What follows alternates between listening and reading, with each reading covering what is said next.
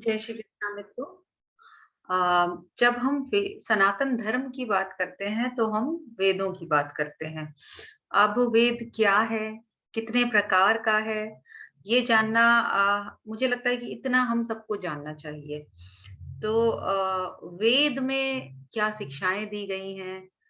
तो वेद जो है वो हमारे ज्ञान का भंडार है, हमारे मुख्य शास्त्र हैं और वेद जो है उनको कहा गया है अपौरुषेय। अपौरुषेय का अर्थ ये है जो कि किसी पुरुष के द्वारा, किसी पर्सन पर्टिकुलर के द्वारा बनाए नहीं, किसी व्यक्ति विशेष के द्वारा नहीं बनाए गए हैं, बल्कि जो कि ऋषियों ने अपने ध्यान में, अपनी विद्या से जाना है, जिनको पाया है, उनको वेद कहा जाता है। और कुछ लोगों का कहना है कि ईश्वर के द्वारा दिए गए और कुछ का कहना है कि ये ज्ञान है जो ऋषियों ने प्राप्त किया वनों में रहकर और ये उन्होंने पाया है। मतलब ये किसी पुरुष के द्वारा बनाया नहीं गया है। लेकिन इसके जो संकलन करता है वो है कृष्ण द्वैपायन वेद व्यास। तो उनको हम संकलनकर्ता कहते हैं, रचयिता नहीं कहते हैं। क्योंकि उन्होंने क्या किया, इन सारे वेदों को संकलित किया। और वेद जो है वो जैसा कि हम लोग सब लोग जानते हैं वो 4 प्रकार के हैं। ऋग्वेद, सामवेद, अथर्ववेद और यजुर्वेद। अब वेद की जो होती है वो मुख्य 2 शाखाएँ होती हैं। एक शाखा जो होती है उसको हम कहते हैं कर्मकांड और एक शाखा जो होती है उसको हम कहते हैं ज्ञान कांड या ज्ञान कांड। संस्कृत में ज्ञा को ज्या कहते हैं, इसलिए मैंने बोला ज्ञान कांड। तो ज्ञान कांड से पहले मैं आपको बताना चाहूंगी कि कर्म कांड क्या है। कर्म कांड ऐसा है कि प्रकृति के द्वारा निर्धारित एक चक्र सा है जो चलता रहता है। हमें पता है कि कुछ कर्म हैं जो स्वतः ही होते हैं। जैसे वर्षा है वो स्वतः ही होती है। तो जो भी कर्म प्रकृति के द्वारा किए जाते हैं वो सब कर्म कांड के भीतर हम उनको करने का प्रयास करते हैं। मतलब ऐसा है कि जैसे वर्षा है वो एक प्राकृतिक क्रिया है, वो स्वतः ही होती है जब मौसम होता है। लेकिन क्या हो जो अगर वर्षा ना हो? तो अगर वर्षा नहीं होती तो फिर हम यज्ञ के द्वारा और तरह-तरह के जो भी कर्मकांड में प्रिस्क्राइब्ड या लिखी हुई चीज़ें हैं, उनको फ़ॉलो करके हम वर्षा की प्राप्ति कर सकते हैं। इसी तरह से हम लोगों ने रामायण में भी सुना है और भी कई बार पुरानी कथाओं में सुना है कि किसी राजा की संतान नहीं थी। अब संतान होना एक प्राकृतिक क्रिया है। स्वतः ही मतलब ये एक चक्र है जीवन का कि जिसके लिए कोई विशेष आपको एफर्ट नहीं करना है और वो स्वतः ही होता है। लेकिन क्या होता है जब अगर संतान ना हो लेकिन आपकी इच्छा हो, तो उसके लिए आप यज्ञ कर सकते हैं। जैसे कि दशरथ महाराज ने किया भगवान राम की प्राप्ति के लिए। तो वो सब जो भाग है जो कि प्रकृति के द्वारा करा जाने वाला कार्य है, लेकिन वो अगर स्वतः ना हो तो हम उसको किस तरह से वेदों की मदद से, कर्मकांड की मदद से कर सकते हैं। ये सारा का सारा भाग जो है वेदों का ये कर्मकांड में आता है। उसके बाद जो है वो आता है ज्ञान कांड। अब ज्ञान कांड में क्या है? ज्ञान कांड का जो प्रमुख भाग है, वो 2 तरह से डिवाइडेड है। ज्ञान कांड में 2 चीज़ों के बारे में बात की जाती है।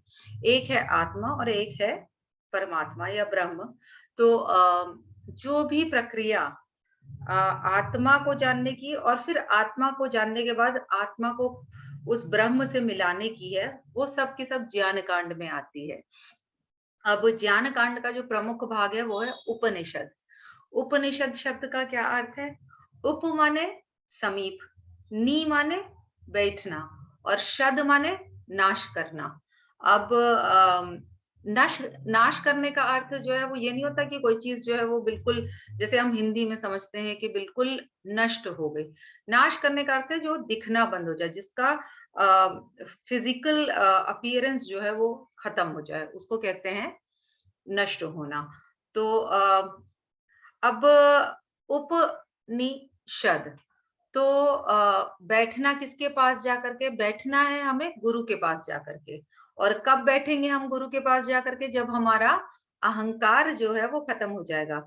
जब हम ये समझेंगे कि हमारे अंदर कोई कमी है और गुरु जो है वो हमसे ज़्यादा जानता है, तब हम जाकर के गुरु के समीप बैठेंगे। और गुरु के समीप जब हम बैठेंगे, तो क्या होगा? एक तो हमारा अहंकार नष्ट होगा, है ना? और हमें ज्ञान की प्राप्ति होगी।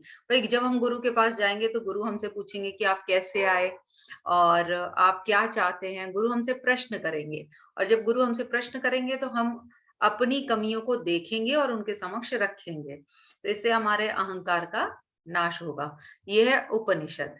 अब जो वेदों में कर्म कांड है वो है बहुत विस्तृत और जो ज्ञान कांड है वो है बहुत ही कंपैरेटिवली बहुत छोटा। तो ऐसा क्यों है कि कर्म कांड जो है वो ज्ञान कांड की तुलना में बहुत छोटा है।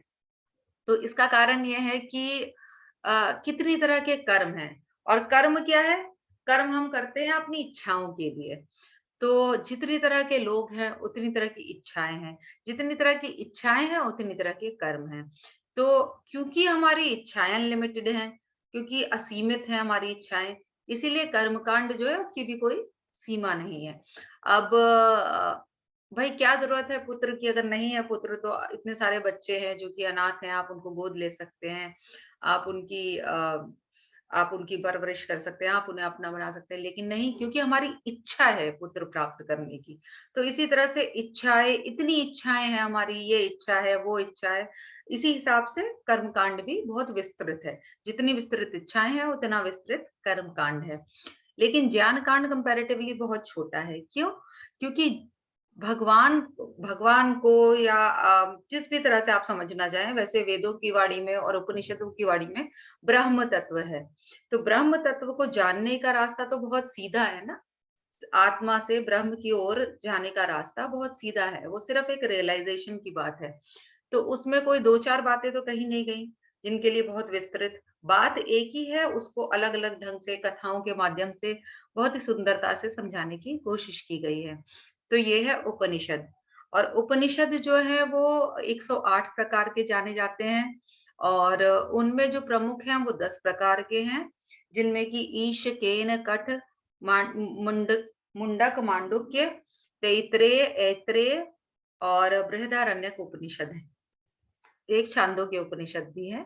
तो इस तरह से ये 10 उपनिषद हैं प्रमुख और दसों में जो है वो मुख्य और जानने योग्य बात है, वो यही है कि आत्मा क्या है और आत्मा से परमात्मा को जानने का क्या रास्ता है।